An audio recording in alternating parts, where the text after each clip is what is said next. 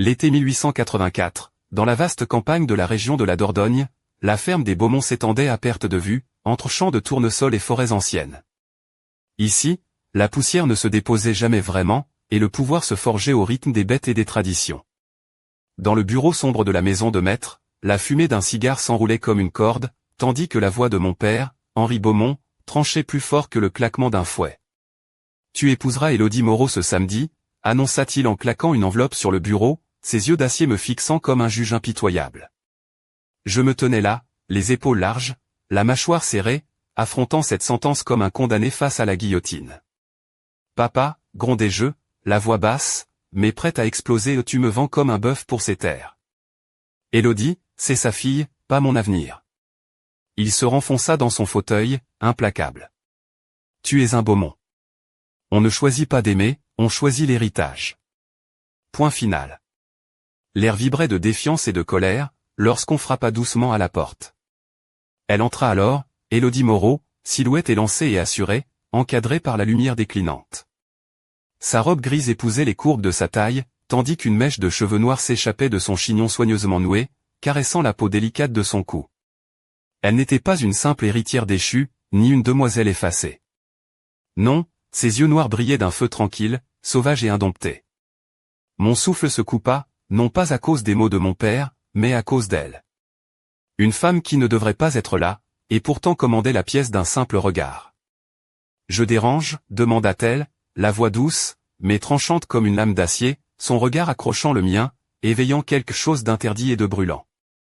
Mon père ne broncha pas, mais mes poings se serrèrent, tiraillés entre le devoir et la tempête qui grondait dans ma poitrine. Elle n'était pas celle que j'attendais. Pas douce, pas brisée, mais une tempête en robe de soie. La pièce parut rétrécir, la tension montait. J'étais un homme forgé pour obéir, pourtant sa présence remettait tout en question. Je ne le savais pas encore, mais ce regard d'Élodie venait de réécrire mon destin.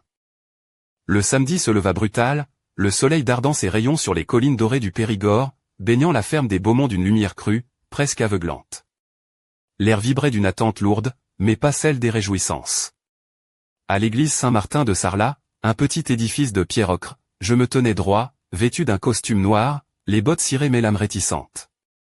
Ma mâchoire était verrouillée, un barrage contre le poids de la promesse que je m'apprêtais à sceller. Élodie entra, sans hésitation, ses pas mesurés résonnant doucement sur le vieux dallage.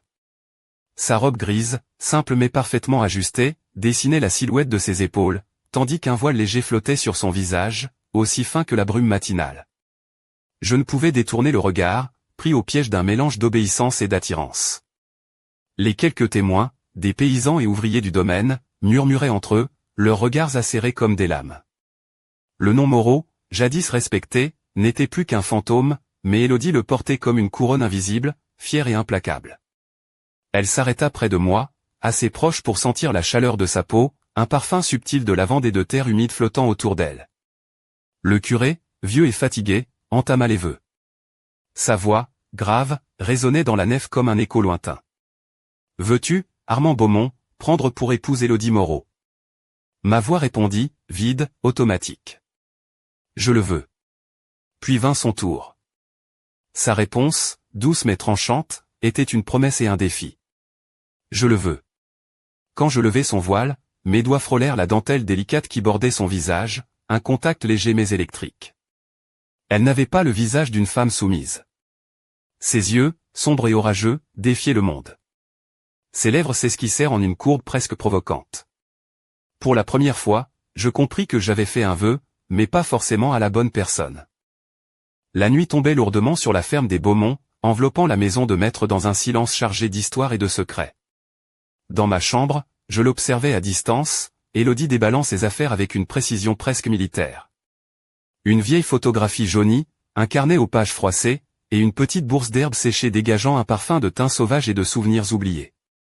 Elle portait une blouse en lin clair, légèrement froissée, dont les manches remontaient sur ses avant-bras fins et musclés, dévoilant une peau pâle mais ferme, marquée par des années de lutte silencieuse.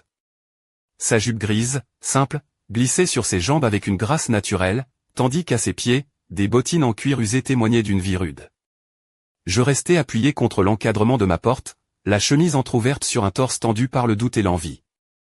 Son ombre dansait contre le mur, chaque mouvement soulignant la ligne élégante de sa nuque, la courbe discrète de son dos. Un frisson me parcourut, mêlant désir et interdit. Elle ne ressemblait en rien à la femme que j'avais imaginée, ni fragile, ni soumise. Elle était un défi, un mystère, une tempête contenue. Je sentais que cette union, loin d'être une prison, pouvait bien être le début d'une rébellion sourde. « Tu dors mal » lança-t-elle sans me regarder, brisant le silence. Je haussai les épaules, incapable de formuler la tempête qui grondait en moi. Elle sourit, un geste léger, presque cruel. « Tu ferais mieux de t'habituer. Ici, on ne dort jamais vraiment tranquille. » Son regard, chargé de secrets, croisa le mien. Et dans cette simple rencontre, je sus que rien ne serait plus jamais comme avant. L'aube pointait à peine quand je la trouvai déjà dans la cuisine, penchée sur le vieux registre de la ferme. Ses doigts fins, aux ongles courts mais soignés, glissaient avec une précision presque chirurgicale sur les chiffres et les comptes. Une mèche rebelle de ses cheveux noirs tombait sur sa joue, captant la lumière douce du matin et dessinant un contraste saisissant avec la pâleur de sa peau. Elle portait une chemise blanche, légèrement froissée, dont le col ouvert laissait entrevoir la courbe délicate de sa clavicule. Sa jupe grise, simple mais ajustée, tombait juste au-dessus de ses bottines en cuir patiné. Chaque mouvement semblait calculé, maîtrisé, comme si elle dansait avec les chiffres. Je restai un instant dans l'embrasure de la porte, observant cette femme qui semblait connaître chaque secret du domaine mieux que moi. Ma voix, rauque de nuit sans sommeil, brisa le silence. « Tu te lèves tôt. » Elle leva les yeux, et dans son regard brûlait une lueur d'acier mêlée à une douceur rare. « Ce lieu a ses secrets, » dit-elle en tapotant le registre, et je compte bien les découvrir. Je m'approchai, tirant une chaise pour m'asseoir plus près qu'il ne fallait, mon regard accrochant la courbe fine de son poignet alors qu'elle tournait une page. Sa peau, douce et dorée par le soleil, semblait presque irréelle sous mes yeux. Toujours aussi curieuse. Demandai-je, cachant mal l'attirance qui me tirait vers elle. Elle haussa un sourcil, un sourire en coin. Seulement quand personne ne regarde. Le jour s'étirait, tendu comme une corde prête à céder. Élodie travaillait la ferme avec une détermination farouche, ses manches retroussées laissant voir la force discrète de ses bras. Chaque geste, chaque mouvement portait la marque d'une femme qui refusait de plier. Je la regardais, fasciné, tiraillé entre l'admiration et la peur. Que cherchait-elle vraiment? À sauver sa famille ou à briser la mienne? Son regard, toujours posé sur moi, creusait un sillon d'interrogation que je n'osais pas encore formuler. Le soleil déclinait déjà, étirant ses derniers rayons dorés sur les prairies ondoyantes du domaine des Beaumont. Sur le chemin du pâturage sud, Élodie et moi chevauchions côte à côte, silencieux, l'air chargé d'une tension électrique que même le bruissement des feuilles ne pouvait dissiper. La mission de la journée, vérifier les clôtures, semblait soudain dérisoire face au poids invisible qui pesait entre nous. Elle avançait en tête, sa silhouette découpée contre l'horizon, sa jupe de cavalière serrée soulignant la souplesse de ses jambes, ses hanches se balançant avec la cadence du cheval. Ses bottes en cuir, usées mais élégantes, martelaient le flanc de sa monture avec assurance.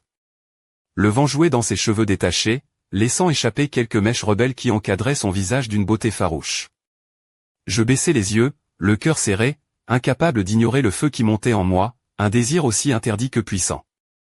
Mari et femme, liés par un serment dicté par l'héritage, mais séparés par un abîme de silence et de non-dit. Nous descendîmes de cheval près d'un vieux poteau branlant, vestige d'une clôture fatiguée par le temps. Élodie s'agenouilla pour l'examiner, les doigts effleurant le bois éclaté. Sa blouse se tendit sur sa poitrine alors qu'elle se penchait, dévoilant la délicate courbe de son cou et la ligne fine de ses épaules. Je m'approchai, feignant un intérêt pour la réparation, mais mon regard ne pouvait s'empêcher de se poser sur elle. Ma main effleura la sienne, un contact lent, calculé, comme une étincelle prête à embraser un champ de blé. Son souffle se coupa, mais elle ne se retira pas. Nos regards s'accrochèrent, sombres et profonds, défis silencieux lancés au destin.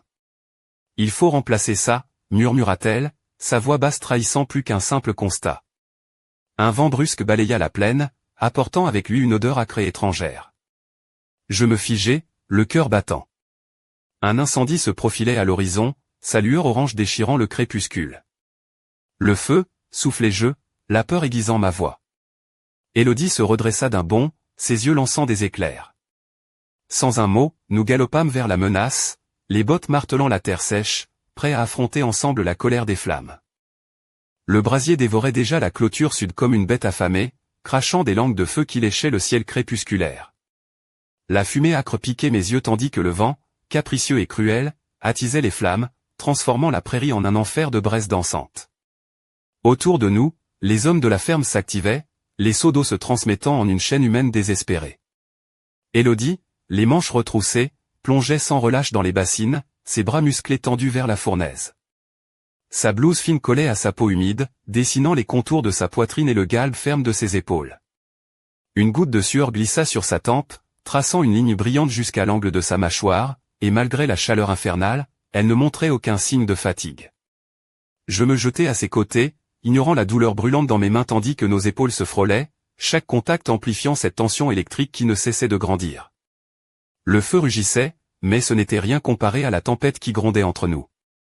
Quand les flammes commencèrent enfin à faiblir, laissant derrière elles un tapis de cendres fumantes, nous restâmes là, côte à côte, essoufflés, les vêtements trempés et maculés de suie. Sa blouse, collée à sa peau, ne laissait aucun doute sur ses formes élancées, et je dus détourner le regard, le cœur battant à tout rompre. « Tu n'étais pas obligé de te jeter dans les flammes, dis-je, la voix rauque, encore secouée par l'adrénaline. Elle me fixa, un éclat de défi dans les yeux. « Ni toi, ni moi n'avons le choix, Armand. On se bat, ou on disparaît. » Ces mots résonnèrent en moi comme une vérité implacable. Elle n'était pas un simple pion dans le jeu de mon père, mais une force brute, indomptable. Dans le silence qui suivit, une question brûlante s'imposa, jusqu'où irions-nous pour protéger ce domaine, et ce que nous étions en train de devenir? La nuit avait étendu son voile sombre sur la ferme des Beaumont, et la maison de maître semblait plus lourde que jamais, chargée des cendres du feu et des non-dits. Dans l'ombre de la grange, je la trouvai, Élodie, entourée de chevaux nerveux, ses gestes sûrs malgré la fatigue visible dans ses yeux. Sa robe avait cédé la place à une chemise légère, aux manches retroussées, laissant deviner des bras fins mais solides, témoins d'un combat quotidien. Sa longue tresse noire, défait en cascade désordonnée, encadrait un visage où se mêlaient la douceur et une détermination farouche. La lueur vacillante de la lanterne dessinait sur sa peau des ombres sensuelles, accentuant la courbe de sa joue et la finesse de sa nuque. Je m'approchai doucement, le bruit de mes bottes étouffé par la terre meuble. Ce feu, c'était pas un accident, murmurai-je, la gorge serrée. Elle ne me regarda pas tout de suite, ses doigts caressant distraitement la robe d'un cheval. Mon père avait des ennemis, expliqua-t-elle enfin, la voix basse mais ferme. Des dettes, des rancunes. Des fantômes qu'on ne peut fuir. Je sentis un frisson glacé me parcourir, non pas à cause de la fraîcheur de la nuit, mais parce qu'un voile s'était levé, dévoilant une part sombre de son passé que je n'avais pas encore mesurée. Tu ne m'as pas tout dit, dis-je, presque un reproche. Elle tourna enfin les yeux vers moi, perçant comme une lame. Personne ne m'a tout dit, ici, reprit-elle, un sourire amer aux lèvres. Ni toi, ni moi. Un silence chargé d'électricité s'installa, nos souffles s'entremêlant dans l'air frais. Pour un instant, le poids des alliances et des secrets s'effaça, laissant place à une vérité simple et dangereuse, nous étions seuls, face à un monde qui voulait nous déchirer. Je me surpris à vouloir franchir cette distance, à effleurer sa main, à briser les barrières invisibles qui nous séparaient. Mais une ombre glissa derrière elle, silencieuse, furtive, et elle se redressa brusquement, tendue. Quelqu'un est là, murmura-t-elle, une menace glaciale dans la voix. Le mystère s'épaississait, et la nuit semblait prête à révéler ses secrets les plus sombres. Le lendemain matin, la ferme baignait dans une lumière douce et brumeuse, comme si la nature elle-même retenait son souffle après la tempête. Je la retrouvai dans le bureau de mon père, un lieu froid où les murs semblaient porter le poids des anciennes décisions et des ambitions inavouées. Élodie feuilletait des lettres jaunies, ses doigts délicats glissant sur le papier avec une attention presque religieuse.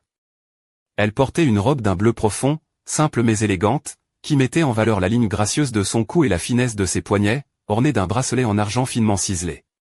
Ses cheveux, relevés en un chignon décontracté, laissaient s'échapper quelques mèches folles qui encadraient son visage d'ivoire. « Que cherches-tu » demandai-je, m'avançant dans la pièce, la voix plus douce que je ne l'aurais cru. Elle leva les yeux, un éclat de défi dans le regard. Des réponses. Mon père, il devait de l'argent à des hommes dangereux. Des hommes qui ne pardonnent pas. Je sentis la colère monter en moi, mêlée à une inquiétude sourde. Pourquoi ne m'as-tu rien dit? Parce que je ne savais pas si tu serais prêt à entendre, répondit-elle, la voix tremblante d'une émotion qu'elle tentait de contenir. Je m'approchai, posant une main sur le dossier de la chaise, sentant la tension dans l'air. Tu n'es pas seule dans cette histoire, Élodie. Nous devrons affronter ça ensemble. Elle hocha la tête, un sourire fragile mais sincère éclairant son visage. Soudain, un grondement sourd retentit, coupant court à notre échange. Je me précipitai vers la fenêtre et aperçus, au loin, une colonne de fumée noire s'élevant à l'horizon. Ce n'était pas un feu ordinaire. Quelque chose de plus sinistre se préparait, menaçant de détruire tout ce que nous avions commencé à bâtir. Je tournai la tête vers elle, le regard sombre. Ce n'est pas fini. Pas du tout. Le mystère s'épaississait, et avec lui, la promesse que notre combat ne faisait que commencer. Le soleil déclinait déjà lorsque nous montâmes à cheval, Élodie et moi, pour rejoindre la crête surplombant la vallée. La lumière dorée caressait les champs de blé et les bosquets de noisetiers, peignant le paysage d'une douceur trompeuse. Pourtant, dans mon esprit, la menace pesait lourde, comme une ombre qui s'étendait inexorablement. Élodie, vêtue d'une veste de cuir souple ajustée à sa taille fine, ses bottes en cuir brun brillant sous le dernier éclat du jour, menait la marche d'un pas assuré. Ses cheveux, désormais détachés, flottaient derrière elle, encadrant son visage déterminé où se mêlaient la fatigue et une force tranquille. Nous atteignîmes la crête, et là, le spectacle nous coupa le souffle, les terres autrefois fertiles de son père, désormais abandonnées, s'étendaient devant nous, un patchwork de champs en friche et de haies sauvages, vestige d'un passé révolu. Une sensation étrange m'envahit, comme si je touchais du doigt une histoire que je ne connaissais pas encore. Élodie descendit de cheval, posant doucement la main sur le tronc rugueux d'un vieux chêne. Son regard se perdit dans l'horizon, une mélancolie profonde voilant ses traits. « C'est chez moi », murmura-t-elle, la voix pleine de nostalgie. « Pas la terre, ni la maison, mais ici. C'est là que tout a commencé, et là que tout doit finir. » Je m'avançai, sentant la nécessité de partager ce poids invisible. Nous avons nos propres terres à défendre, nos propres batailles à mener. Mais peut-être que pour avancer, il faut aussi comprendre d'où on vient. Elle tourna vers moi un regard chargé d'espoir et de défi. Alors, tu es prêt à découvrir ce que cache mon passé? Avant que je ne puisse répondre, un cri déchirant monta de la vallée, brisant le silence du crépuscule. Nos cœurs s'arrêtèrent un instant. Quelque chose approchait, rapide, brutal, et porteur d'un danger que nous ne pouvions encore imaginer. La nuit tombait, et avec elle, le voile sur un secret plus sombre encore. Notre histoire, loin d'être terminée, n'en était qu'à son commencement. La nuit enveloppait la ferme des Beaumont d'un silence lourd, seulement troublé par le souffle régulier des chevaux dans l'écurie. Je restais figé devant le bureau de mon père, le cœur battant à tout rompre. Dans mes mains, une lettre jaunie, aux bords effilochés, révélait des secrets que je n'aurais jamais voulu découvrir. Élodie était là, debout près de la fenêtre, son profil éclairé par la lueur tremblante d'une bougie. Sa robe sombre, moulante juste ce qu'il faut pour souligner la courbe de ses hanches, frôlait le sol dans un léger mouvement. Une fine chaîne argentée pendait à son cou, disparaissant sous le col délicat de sa robe. Ses yeux, profonds et énigmatiques, fixaient un point invisible, comme si elle voyait au-delà des murs. Il y a plus que des dettes, murmurai-je, brisant enfin le silence. Elle tourna lentement la tête vers moi, un air grave sur le visage. Mon père n'était pas seulement un homme endetté. Il cachait un secret qui pourrait détruire tout ce que nous avons essayé de construire. Je sentis la peur me glacer le sang, mais aussi une étrange excitation, celle d'être au cœur d'un mystère plus grand que nous. Soudain, un bruit sourd retentit derrière la porte. Nos regards se croisèrent, alarmés. « Tu entends ça » chuchota TL. Je m'approchai, posant la main sur la poignée, mon souffle court. La porte s'ouvrit lentement, révélant une silhouette enveloppée dans l'ombre. Un sourire cruel se dessina sur ses lèvres. « Le passé ne meurt jamais vraiment, dit-il d'une voix basse et menaçante. Et il est temps que vous payiez pour ce qui a été fait. » La lumière vacillante révéla un visage que je connaissais trop bien, mais que je ne voulais pas revoir.